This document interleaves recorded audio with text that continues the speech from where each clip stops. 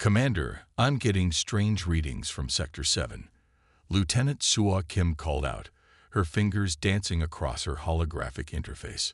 Multiple large objects, approximately 3 million kilometers ahead. Han Bin straightened, his interest peaked. Space debris wasn't uncommon in this region, but multiple large objects were worth investigating. "Put it on the main display, Lieutenant." The massive holographic screen at the front of the bridge flickered to life, showing what appeared to be empty space. But as Suwa adjusted the sensors and enhanced the image, Han Bin's eyes widened. There, emerging from the darkness like ghosts, were ships. Not just one or two, but hundreds of them, maybe thousands, stretching out into the distance. "Magnification times 50, Han Bin ordered, his voice steady despite the excitement building in his chest. The image zoomed in, revealing vessels of impossible size and elegant design. Their dark hulls seemed to absorb the distant sunlight, yet geometric patterns etched into their surfaces caught the light in ways that made them shimmer like black diamonds. "Are we getting any response to our hails?" Han Bin asked, though he already suspected the answer. "Negative, sir," responded Communications Officer Jin Ho Park. "I've tried all frequencies, including the old emergency bands. Nothing but silence." Han Bin walked closer to the display, studying the mysterious fleet. The ships were clearly artificial, but their design was unlike anything he had ever seen in all his years of service. Some of the vessels were easily 10 times the size of Earth's largest space carriers, their shapes defying conventional spacecraft engineering. "Lieutenant Kim, what are the scans telling us?" Shua's fingers moved rapidly over her console as data streamed across her screens. "Sir, this is extraordinary. The ships appear to be composed of some kind of metamaterial we've never encountered before. It's like the hull is one giant molecule, but that should be impossible with our current understanding of material science." The bridge crew worked in focused silence as more data poured in. Han Bin could feel the tension in the air, the mixture of excitement and apprehension that came with any major discovery. "Power readings?" he asked. "Minimal, sir, but they're there. Whatever these ships are, they're not completely dead. There are energy signatures throughout the fleet, just barely above background radiation levels. It's as if they're sleeping." Han Bin nodded slowly, processing this information. "And how long have they been here?" Shua ran another series of scans, focusing on the accumulated space dust and radiation patterns. When she spoke, her voice trembled with excitement. "Dating analysis suggests at least 15,000 years, sir. These ships have been here since before human civilization began." The implications of this discovery hit Han Bin like a physical force.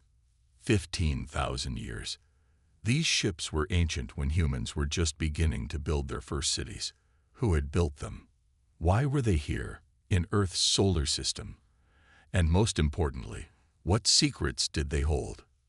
"Plot a closer approach," Han Bin ordered, "but maintain safe distance protocols. Jinho, prepare a full report for command. Include all scan data and visual recordings. Mark it as priority 1. As the Pathfinder moved closer to the mysterious fleet, Han Bin couldn't shake the feeling that they were being watched. Not by anything alive in the conventional sense, but by something older and more patient than human minds could comprehend. "Sir," Shua called out suddenly, "I'm detecting what appears to be a main hangar on the largest vessel. The structure suggests it could accommodate ships roughly our size." Han Bin made his decision. "Send word to command. Tell them we found something they need to see, and add that we're requesting permission to assemble a boarding team." He paused, looking at the magnificent vessels displayed before him. "Something tells me this discovery is going to change everything." The bridge crew continued their work with renewed purpose, each person aware that they were part of a moment that would be remembered in history. As Han Bin watched the ancient fleet grow larger on the display, he couldn't help but wonder if this was how the early explorers felt when they first saw distant shores. Only this time, the unknown shores were made of metal and mystery, floating in the endless sea of space. The silence of deep space wrapped around the UES Pathfinder like a thick blanket as it cruised through the darkness beyond Neptune's orbit. Commander Han Bin Lee stood at his usual spot on the bridge, his posture relaxed but alert. After 5 years of routine patrols in the outer solar system, he had grown accustomed to the quiet emptiness. The soft hum of the ship's engines and the occasional beep from the monitoring stations had become a familiar comfort. That was until the sensors picked up something unusual. The day that had started as a routine patrol had become the moment humanity first touched the star's true legacy. And somewhere in the depths of those silent ships, secrets waited to be uncovered, secrets that would reshape humanity's understanding of its place in the universe. 2 weeks after the initial discovery, Dr. J-Ho Park stood in the airlock of the boarding shuttle, his heart pounding against his ribs. Behind him, 5 other specialists checked their equipment one final time. Despite the endless safety briefings and preparations, nothing could truly prepare them for what they were about to do. Board an alien vessel that had been drifting in space since before the pyramids were built. Final suit check, J-Ho announced, his voice steady despite his nerves. Dr. Myra Kang, the team's Cen of Technology specialist, helped him verify his suit seals. The safety protocols demanded triple checks. One wrong seal could mean death in the vacuum of space. The airlock cycled, and J-Ho took his first step onto the alien ship. His magnetic boots connected with the hangar floor with a soft thunk that echoed through the massive space. The team's helmet lights cut through the darkness, revealing a hangar bay large enough to house several Earth battleships. "Look at the scale of this place," breathed Security Officer Taiwan Kim, his rifle held ready more from training than any real expectation of danger. "Our largest ships would look like toys in here." The preservation of the ship's interior was beyond anything they had expected. No dust, no degradation, just pristine metal surfaces that seemed to absorb and reflect their lights in unusual ways. Dr. Myra ran her scanner over the walls, her excitement visible even through her helmet visor. "The preservation is remarkable," she whispered, though their helmet comms carried her voice clearly to the whole team. "These readings suggest the environmental systems must have continued functioning all this time. There's even trace amounts of atmosphere in here." The team moved deeper into the ship, following corridors that curved in graceful arcs rather than the utilitarian straight lines of human vessels. Their boots echoed against the metallic floor, the sound emphasizing the emptiness around them. Each step took them further into history, into mystery. "Notice anything strange about these corridors?" asked Dr. Young Soo Lee, the team's anthropologist. When no one answered, he continued, "They're perfectly sized for us. Not too tall, not too narrow. Almost as if they were built for beings similar to humans." J-Ho finished the thought. The implication sent a shiver down his spine. They reached what appeared to be a lift system, its doors opening smoothly at their approach despite the millennia of disuse. The team exchanged glances before stepping inside. The control panel glowed with soft blue light, its symbols unfamiliar yet somehow intuitive. "I think this leads to the bridge," J-Ho said, studying the layout. "These symbols match the patterns we observed from outside the ship." The lift moved with impossible smoothness, carrying them upward through the massive vessel. When the doors opened again, they found themselves in what could only be the ship's command center. Curved displays lined the walls, and in the center stood a raised platform surrounded by control stations. J-Ho approached one of the interfaces, his trained eye taking in every detail. "Look at these control interfaces," he said, running his gloved hand over the surface. "They're scaled for hands like ours. 5-fingered hands." The team spread out, documenting everything with cameras and scanners. Every detail could be crucial to understanding who had built this ship and why they had left it here. Dr. Myra moved systematically around the bridge, her scanner humming softly as it collected data. Suddenly, she stopped. "There's something different here," she called out, drawing everyone's attention. Her scanner was showing unusual energy readings from what appeared to be a solid wall. The metal density changes right here, and there's a power signature behind it. Jae-ho joined her, examining the wall carefully. Under their helmet lights, they could just make out the faintest seam in the otherwise smooth surface. Mei-rei ran her fingers along the edge, and to everyone's surprise, a section of the wall simply vanished, revealing a hidden chamber. Inside, suspended in a column of faint blue light, was what appeared to be the ship's central computer core.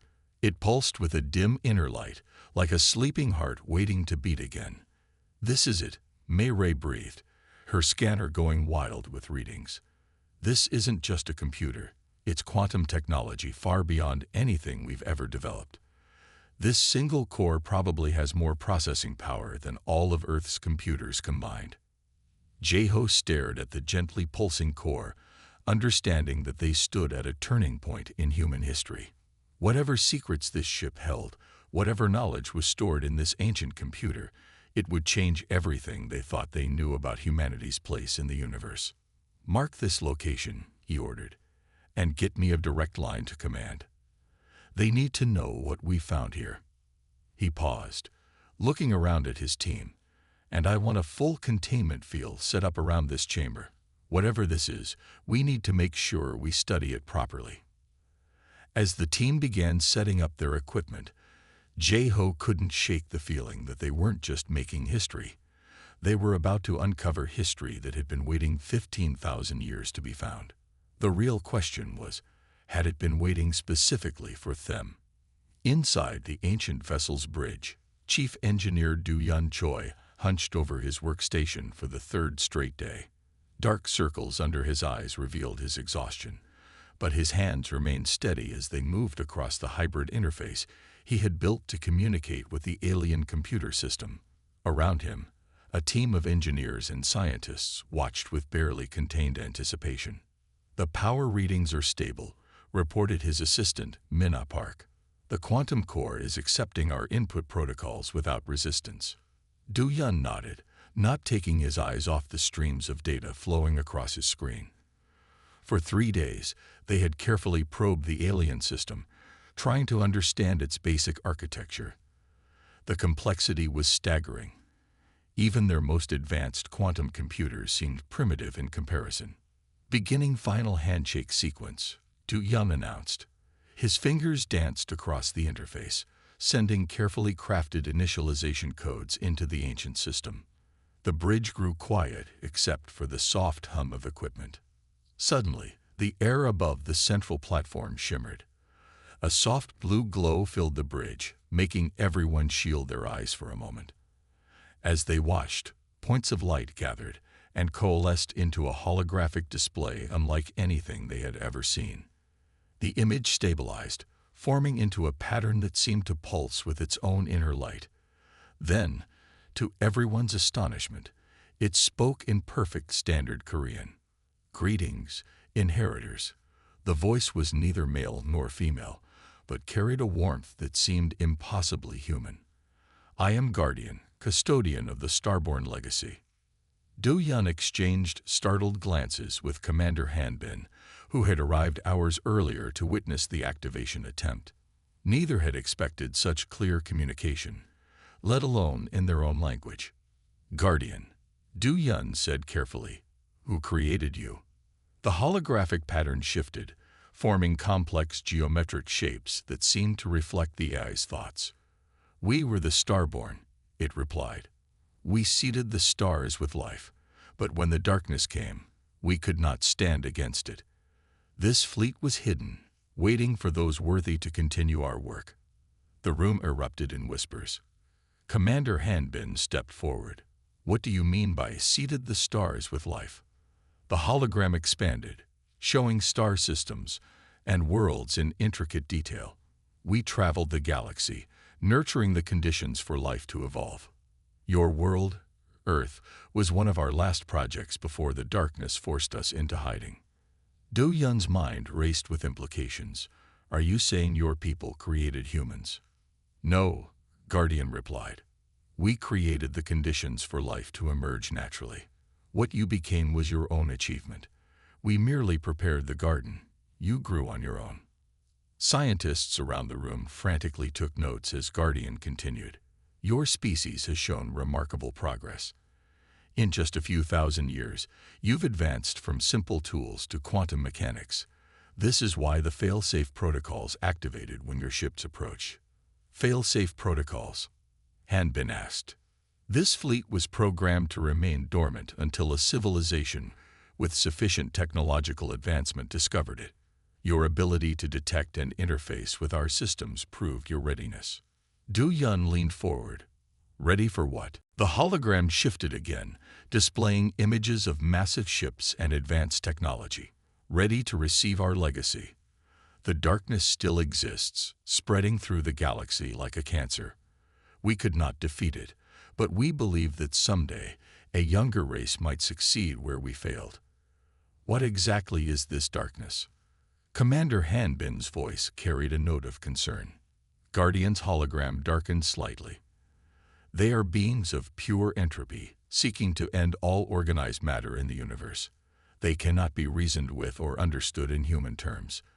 They simply consume." The room fell silent as the implications sank in. Finally, Du Yun spoke again. "Why us? Why trust humanity with this responsibility?"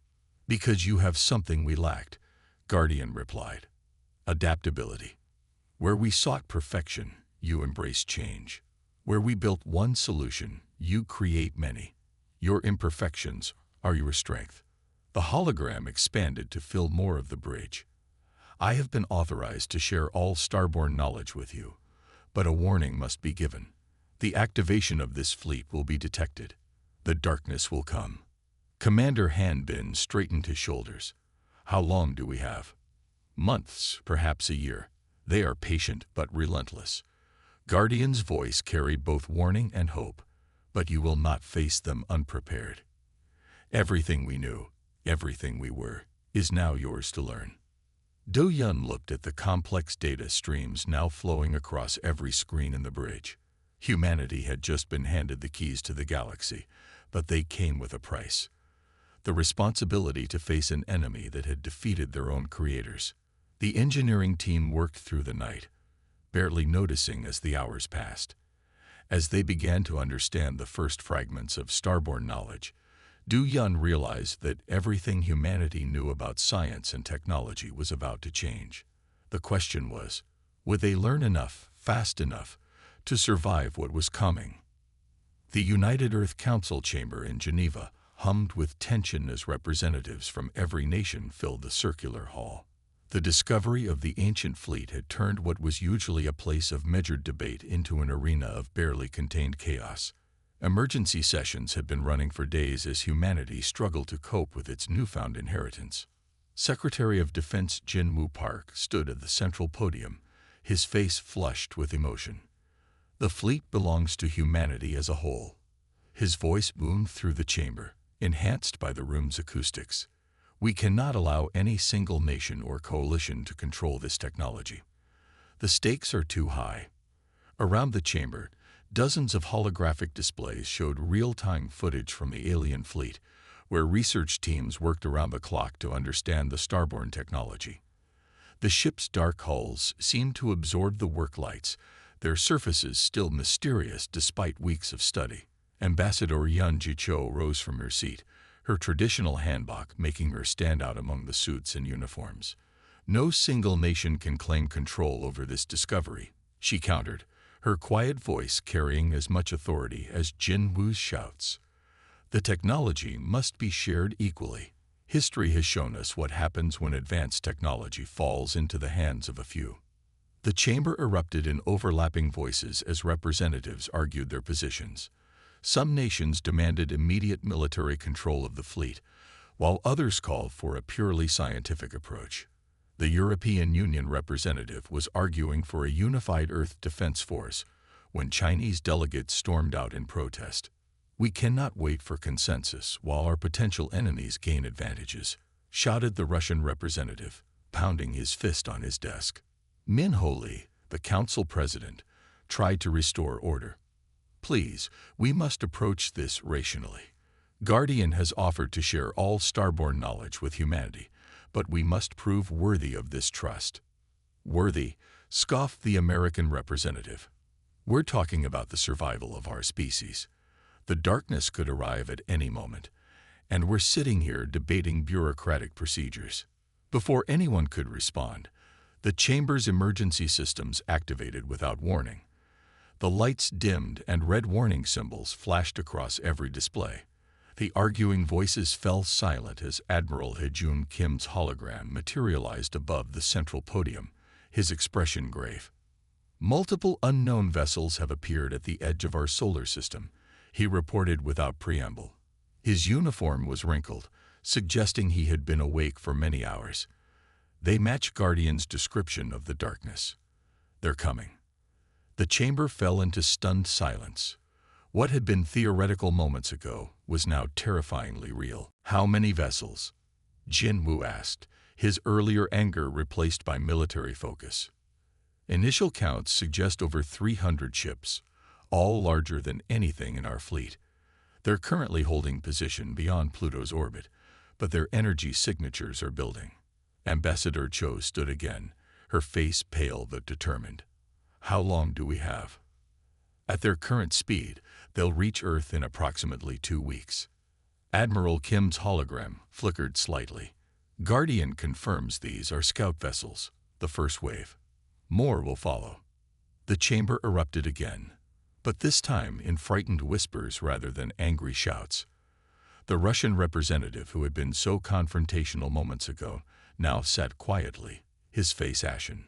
We need to activate the starborn fleet immediately, Jin Woo declared.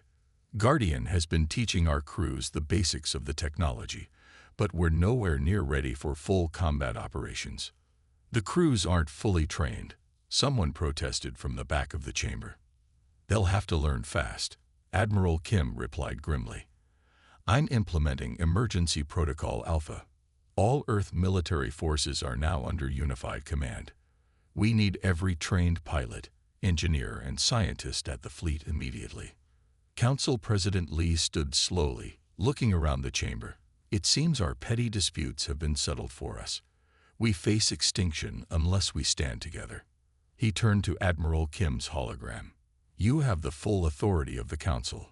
Do whatever is necessary to prepare our defenses.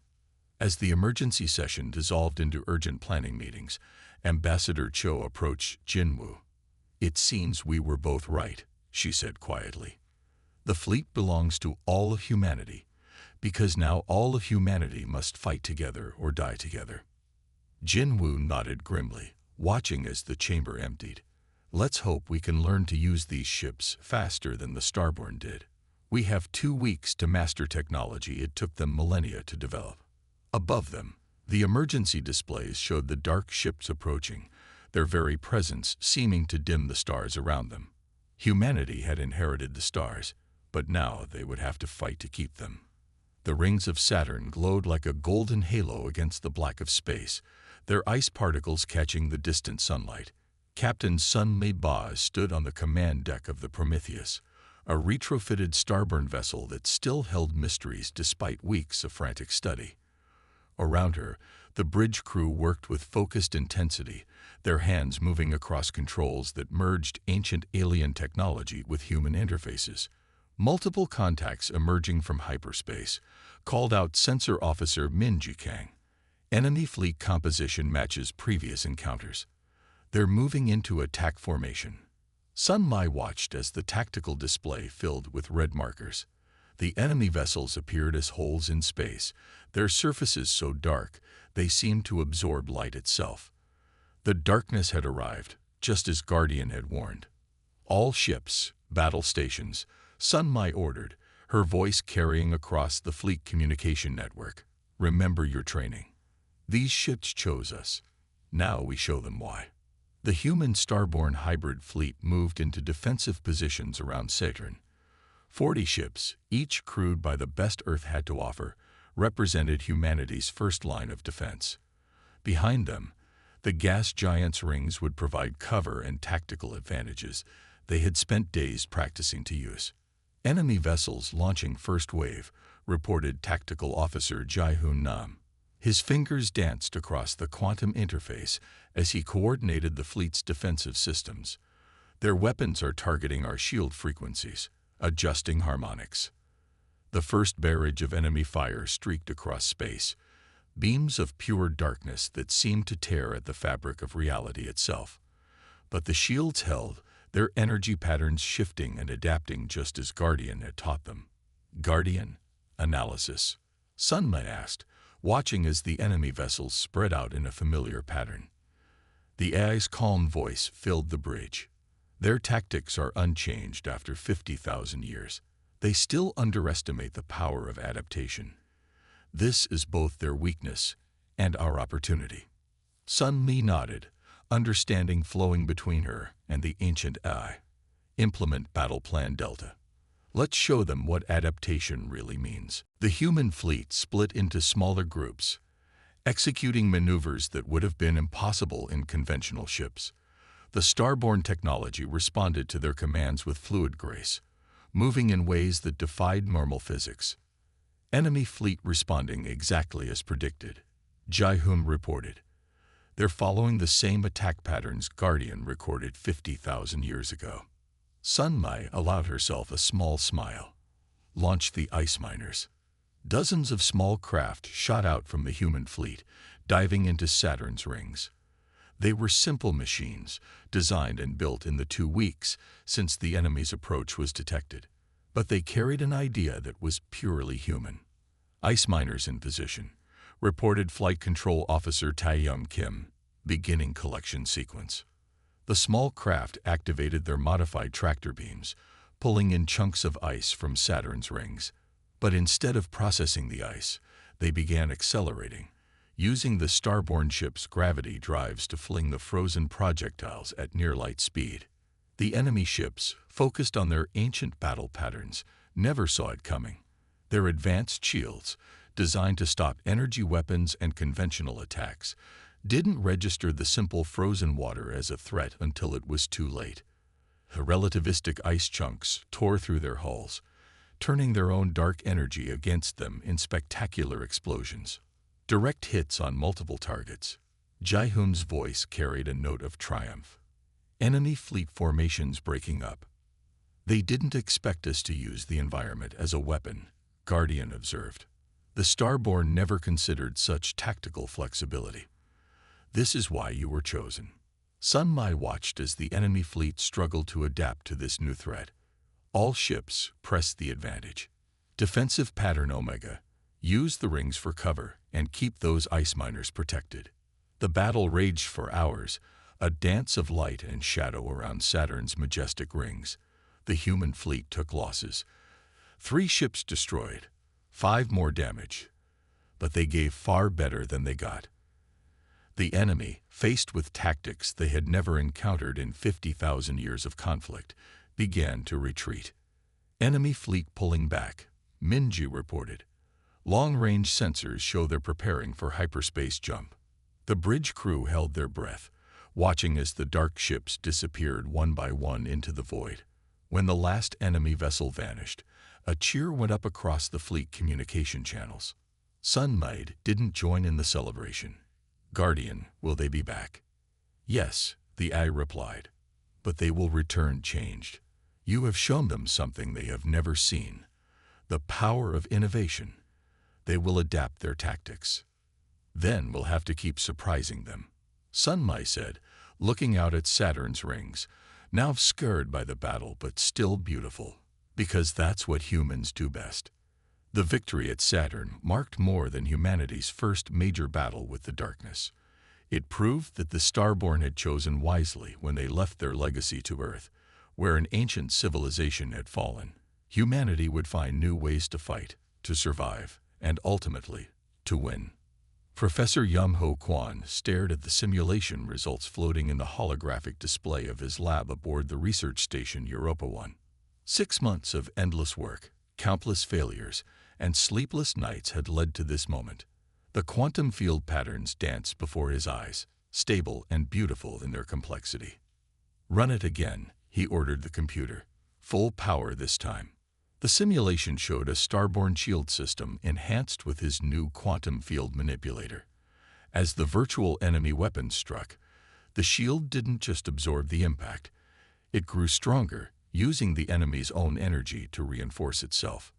Across the station in her own lab, Dr. Yun-ji-song watched a different kind of breakthrough unfold. Her plasma containment system pulsed with controlled power, focusing energy in ways that even the Starborn hadn't imagined. The weapons she was developing didn't just destroy enemy ships, they disrupted the very dark energy that powered them. Professor Kwon, Dr. Song. Guardian's voice filled both labs simultaneously. Admiral Lee requests your presence in the command center. The enemy fleet has been detected moving toward Titan Base. The two scientists hurried through the station's corridors, their footsteps echoing in the artificial gravity. When they reached the command center, Admiral Han Bin Lee, the same man who had first discovered the Starborn fleet, stood studying a tactical display of the solar system. "Show me what you've got," he said without preamble. "The darkness has adapted to our ice miner tactics. We need something new." Young Ho pulled up his shield data. The breakthrough came when we stopped thinking of shields as barriers. The Starborn designed them to resist. We've redesigned them to absorb and adapt. And my plasma weapons complement his shields perfectly, Young-ji added. Bringing up her own data, the enemy's dark energy signatures become their weakness. Every shot they fire at us makes our counterattack stronger. Admiral Lee studied the data, his expression thoughtful. "How soon can we implement these upgrades?" "The shield modifications can be uploaded to all fleet vessels within hours," Yum-ho replied. "The basic Starborn systems are already in place. We're just teaching them new tricks." "The weapons will take longer," Yun-ji admitted. "Maybe 3 days to modify the main gun on each ship. But once installed, they'll change everything." Guardian's holographic presence joined them. These innovations exceed anything the Starborn achieved in their 1,000-year war with the darkness. We believe perfection was the key to victory. You have proven that adaptation is far more powerful. Admiral Lee nodded. "Begin the upgrades immediately. The enemy fleet will reach Titan in 4 days. I want every ship in the combined fleet ready before they arrive." The next 72 hours saw a frenzy of activity across the solar system. Ships docked in rotating shifts as engineering teams installed the new systems. Crews trained on simulators, learning to use weapons and defenses that evolved during combat. Young Ho worked alongside the installation teams, fine-tuning the quantum fields. He watched with pride as ship after ship came online with the new systems, their shield signatures showing patterns that would have been impossible just months ago.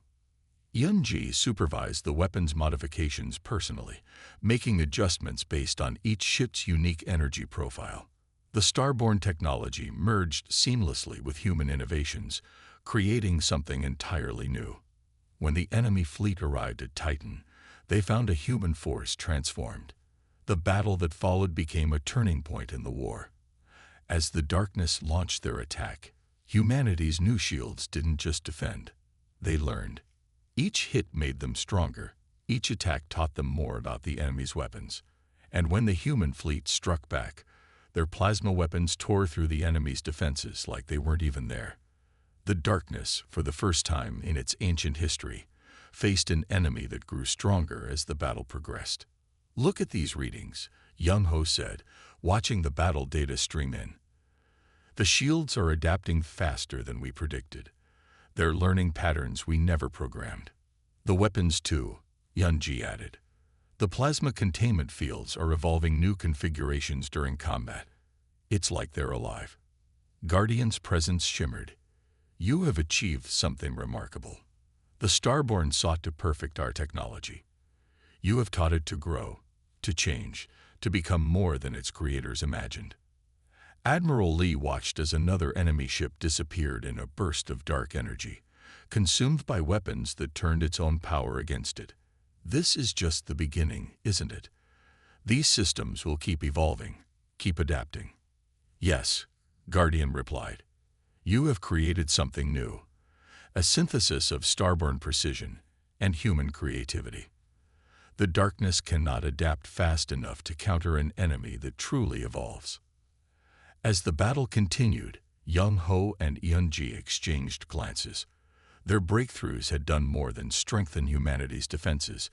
They had shown that the path to victory lay not in achieving perfection, but in embracing change. The war was far from over, but for the first time, the future held more promise than fear. Captain Min Ji-kwon stood at the observation deck of the UES Starborn Legacy, watching stars streak by in the quantum slipstream. 50 years had passed since humanity's first encounter with the abandoned fleet, and the galaxy had changed in ways no one could have imagined. Her fingers traced the name badge on her uniform, the same surname as her great-grandfather, Yum Ho Kwon, whose quantum shield breakthrough had helped turn the tide of war. The ship she commanded represented the pinnacle of human starborn engineering, a testament to how far they had come. "Captain," called out her first officer, Ji-won Park, "we're approaching the Centauri Memorial Station. The anniversary ceremony begins in 2 hours."